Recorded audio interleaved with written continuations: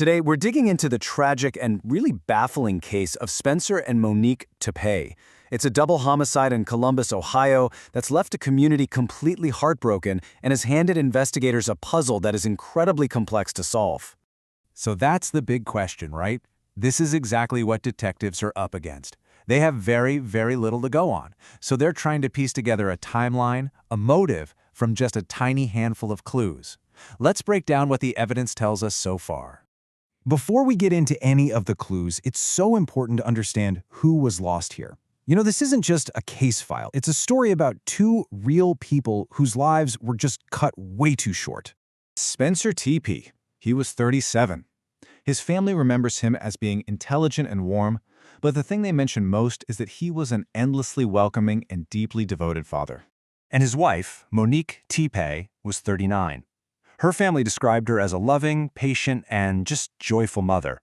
They said her defining characteristic was this incredible, ever-present warmth. And, the family's statement, it just drives home the scale of this loss. They were, in the family's own words, extraordinary people whose deaths are both tragic and completely senseless. It's that profound loss that really makes the search for answers so urgent. And for investigators, the whole case hinges on this incredibly tight window of time. They think the murders happened sometime between 2 a.m. and 5 a.m. on December 30th, just 3 hours. That short time frame becomes the focal point for absolutely everything that follows. So, where does an investigation like this even begin?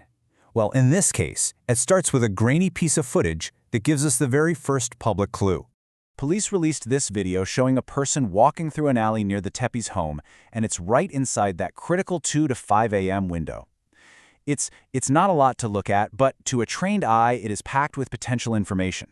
So, former police chief Jeffrey Alstead gives us the first layer of analysis. He immediately points to the context, right? The time, the cold, the weather. Why would anybody be out walking in an alley under those conditions? It just immediately raises red flags. Then, forensic expert Peter Valentine adds another layer. He's not just looking at the person's presence, but their behavior. The way their head is pointed down, he says it suggests a concerted effort, like they're aware they might be on camera.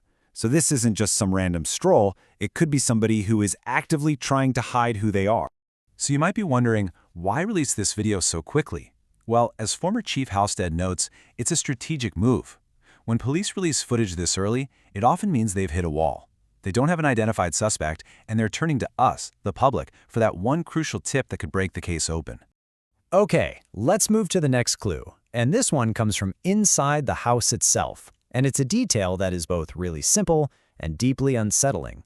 Police said there were no signs of forced entry. That one detail sends the investigation down two totally different paths.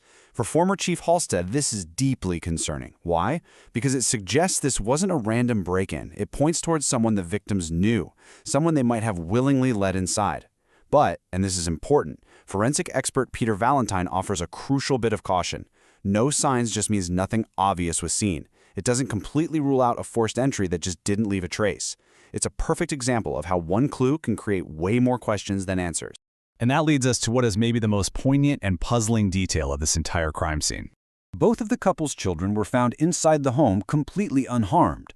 Psychologically, that's a fascinating and critical clue. So what does that tell investigators? Well, Halstead says that historically, this kind of targeted violence that deliberately spares children often points away from a suspect having a psychotic episode. It could suggest a specific motive aimed only at the parents, or maybe even a familiarity with the family.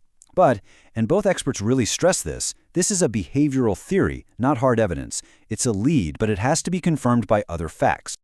All of these clues, the video, the entry, the children, they're all being analyzed while the clock is just ticking away. And in any homicide investigation, that clock is a brutal opponent. Jeffrey Halstead sums it up perfectly. He says, time is the enemy. Every hour that passes, memories can fade, evidence can degrade, and leads just grow cold. For the detectives on this case, it is a constant, desperate race. At the time this analysis was done, it had been 10 days. 10 days for a trail to go cold. 10 days for a killer to get further away. It's a stark, simple number, but it represents the huge challenge these investigators are up against. And that leaves us with the final hanging question. With no suspect and a trail that's getting colder by the day, What's it going to be? What key detail will be the one that finally breaks this case? Will it be new video, a forgotten detail about how the killer got in, or maybe a tip from someone who recognizes the person in that alley? In a case built on so few clues, any one of them could be the key.